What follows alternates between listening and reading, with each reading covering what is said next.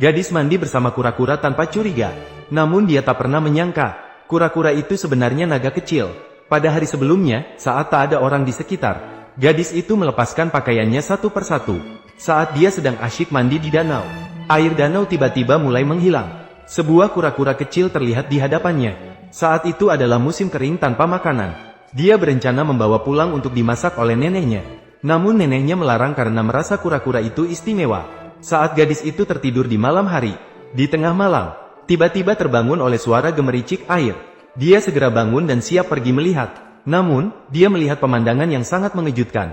Dia hampir tak percaya pada mata sendiri. Kura-kura kecil yang lelah memalingkan kepala. Gadis itu datang dengan penuh semangat. Dia segera menginjaknya agar tidak melarikan diri. Kemudian segera menangkapnya. Kemarin dia sudah curiga itu hantu. Dan sekarang dia berhasil menangkapnya.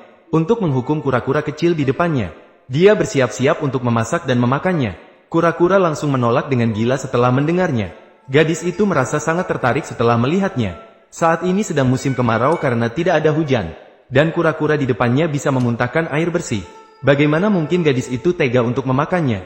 Bahkan terus memuji bahwa itu adalah makhluk surgawi yang dikirim untuk menyelamatkan umat manusia. Kura-kura kecil langsung memerahkan pipinya. Bubur kura-kura kecil. Kura-kura kecil langsung memerahkan pipinya. Maka gadis itu berharap bisa menyelamatkan penduduk kota Chaozu. Dan menyebut bahwa dulu di sini tidak pernah terjadi pencurian. Sekarang karena kekurangan air. Meskipun agak sulit, meskipun barangnya mahal, tapi jika bisa, tolong bantu kami. Masih marah karena aku ingin memakanmu. Aduh, aku salah. Apakah aku minta maaf kepadamu tidak cukup? Maka si kura-kura kecil keluar dari cangkangnya dan mengangguk tanpa henti. Dengan cepat, berita ini hampir menyebar ke seluruh kota Chaozu. Banyak orang sedang membicarakan sumur ajaib di rumah gadis itu. Dan percakapan ini juga didengar oleh budak rumah tuan tanah kota, Huang Batian. Air di rumah gadis Yugu disumbangkan secara gratis kepada penduduk kota Chaozu. Sehingga ini juga menyebabkan, setiap hari orang yang datang mengambil air tidak pernah berhenti. Dan kura-kura kecil mengalami kelelahan berat selama periode ini. Kesehatannya juga semakin menurun. Dan sekarang setiap hari semakin banyak orang yang datang mengambil air. Tubuh kura-kura kecil tidak boleh terus dieksploitasi. Nenek juga merasa sangat kasihan setelah mendengarnya. Namun sekarang langit tidak turun hujan, sungguh tak terduga. Orang-orang datang dari jauh untuk mengambil air penyelamat. Bagaimana mereka bisa melihat kematian tanpa menolong? Namun juga sangat khawatir bahwa tubuh kura-kura kecil tidak akan kuat. Tiba-tiba tidak tahu harus bagaimana. Dengan segala keterpaksaan, mereka membiarkan kura-kura kecil memilih sendiri. Kura-kura kecil langsung mengangkat kepalanya setelah mendengarnya. Dan mengangguk lemah. Hal ini membuat mereka sangat khawatir. Namun ini adalah pilihan kura-kura kecil sendiri. Yugu hanya bisa menghormati keinginannya. Akhirnya, dia memberikan gelang yang telah lama dipakainya kepada kura-kura kecil. Bahkan saat malam tiba, masih mandi bersama kura-kura kecil di dalam bak. Berkatmu, aku bisa mandi dengan air panas. Terima kasih, Xiao Bai. Senang ada kamu. Ini adalah hadiah untukmu. Masih malu ya? Tidak tahu bagaimana Yugu akan menghadapi situasi ini ketika mengetahui itu adalah seekor naga kecil. Bagaimana dia akan menghadapi situasi saat ini? Di sisi lain, di kota Chaozu, Tuan Tanah Huang Batian juga mengetahui berita ini. Dengan tenang bertanya kepada seorang ahli sihir di sampingnya bagaimana pandangannya tentang hal ini. Dan sekarang adalah tahun kekeringan. Kejadian aneh seperti ini pasti ada unsur jahat yang terlibat. Maka memutuskan untuk pergi dan melihat besok. Haruskah kita menyiapkan beberapa orang? Aku akan memanggil semua pelayanku. Dengan aku di sini, tidak masalah dengan makhluk jahat itu. Oh benar, tapi ini bukan karena aku penakut.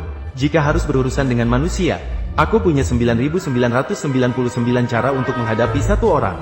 Tapi untuk menghadapi makhluk jahat ini, aku benar-benar tidak punya satupun cara. Mendengar tentang makhluk jahat, tidak bisa disentuh oleh manusia. Dan mereka bahkan bisa melintasi dinding dan memakan manusia. Yang kamu sebut itu hantu, yang aku sebut adalah makhluk jahat. Dalam sekejap, sudah sampai ke esok hari. Saat semua mengambil air dengan tertib, Huang Batian dan sang ahli sihir datang dengan pengikutnya. Dia berjalan dengan angkuh ke samping sumur. Air di dalamnya seakan-akan hampir meluap. Pemandangan ini membuat Huang Batian sangat tidak senang. Tanpa berkata apa-apa, dia terus mengayunkan tangan memberi isyarat. Sang ahli sihir segera keluar dari kerumunan dan menuangkan cairan tak dikenal ke dalam sumur. Seketika, aroma yang tidak sedap menyebar. Sumur pun hancur oleh mereka. Pelayan di belakang segera mulai berbicara. Kekeringan saat ini adalah ujian dari langit bagi kota Chaozu. Dan apakah ujian tersebut lulus atau tidak, ditentukan oleh Huang Batian. Oleh karena itu, semua harus bekerja untuk Huang Batian agar mendapatkan makanan dan sumber air. Tidak boleh mencari jalan pintas dengan curang. Maka Huang Batian memberikan jaminan kepada mereka. Asalkan orang dalam kota Chaozu bekerja di bawahnya, pasti akan makan dan minum lebih baik daripada Wang Chai ini. Ini adalah seorang pria kuat yang tidak suka dengan sikap arogan Huang Batian. Dia keluar sendiri untuk mendidiknya. 4 jagoan Huang Batian segera maju, mendekati pria kuat langkah demi langkah. Namun ternyata beberapa orang ini bukan lawannya sama sekali. 3 pukulan dan 2 tendangan langsung menjatuhkan 4 jagoan tersebut ke tanah. Seorang biksu di sisi lain segera maju. Pria kuat segera melancarkan serangan marahnya. Namun biksu segera menghindar, dan dengan cepat mengalahkannya dari belakang. Yugu melihat situasi ini, tidak bisa lagi mengendalikan emosinya. Seketika melepaskan diri dari ikatan neneknya, berencana untuk mendidik para penindas ini dengan baik. Bagus sekali. Jijik, jijik, asam. Ah, apa yang kamu lakukan? Kenapa begitu kasar? Tuan Huang, saya hanya meminta gadis ini untuk tenang sejenak. Hanya ingin dia tidur sebentar. Jangan khawatir, kembali ke rumah. Yugu. Nenek segera mendekat memohon agar Huang Tianba bisa memaafkan Yugu. Namun sayangnya, dia malah dipukul jatuh dengan 1 pukulan. Dan kura-kura kecil di samping sumur berubah menjadi kilat dan pergi dari sini. Begitulah hingga senja tiba. Pemuda di desa mencari tahu berita terbaru. Di rumah Huang Tianba, persiapan pesta sedang dilakukan. Katanya besok akan mengambil Yugu sebagai gundiknya. Bahkan menyarankan Jiao Nenek untuk menerima kenyataan. Menikah dengan Huang Batian akan memberikan hidup yang mewah. Namun nenek tahu betul tentang sifat Yugu yang pemarah. Dia tidak akan menyerah begitu saja. Namun dia hanya seorang warga biasa. Bagaimana mungkin dia bisa melawan Huang Tianba yang sangat berkuasa? Dia hanya bisa menangis tanpa henti dalam keputusasaan. Saat itu, Putri Yu juga dikurung di kamar pengantin. Saat dia sedang memikirkan cara untuk melarikan diri, tiba-tiba terdengar ketukan pintu dari pelayan di luar.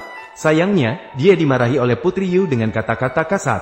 Ternyata pelayan datang untuk memberinya makanan. Setelah kelaparan seharian, Putri segera meminta pelayan untuk membawa makanan pergi.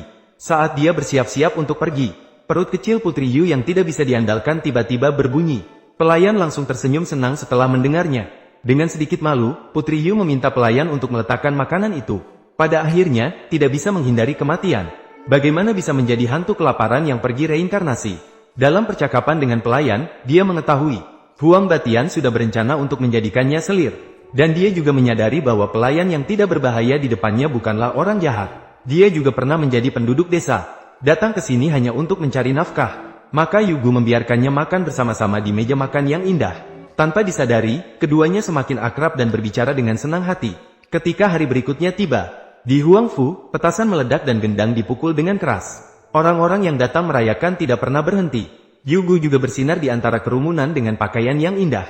Saat orang-orang mulai pergi, dia segera mencuri sebuah jepit rambut dari perhiasannya. Kemudian dia mengenakan gaun pengantin merah cerah untuk menikah. Melihat wanita cantik di depannya, Huang Tianba langsung terpesona dan bersemangat. Dan Yugu yang mengenakan gaun pengantin juga memiliki pesona tersendiri. Namun, ada seorang pemuda yang terpesona melihatnya di antara kerumunan. Matanya penuh dengan pesona dan daya tarik yang memikat. Matanya penuh dengan wajah cantik yang menawan milik Yugu. Saat Huang Batian bersiap untuk mengangkat penutup dan menikmati pemandangan. Pergi. Berani mati. Sumber makanan, berani mati. Ah. Aduh. Ah. Pergi mati. Tangkap dia. Jangan biarkan mereka melarikan diri. 4 raja keras segera muncul dengan senjata di tangan. Yugu juga terkejut dan mundur langkah demi langkah. Siapa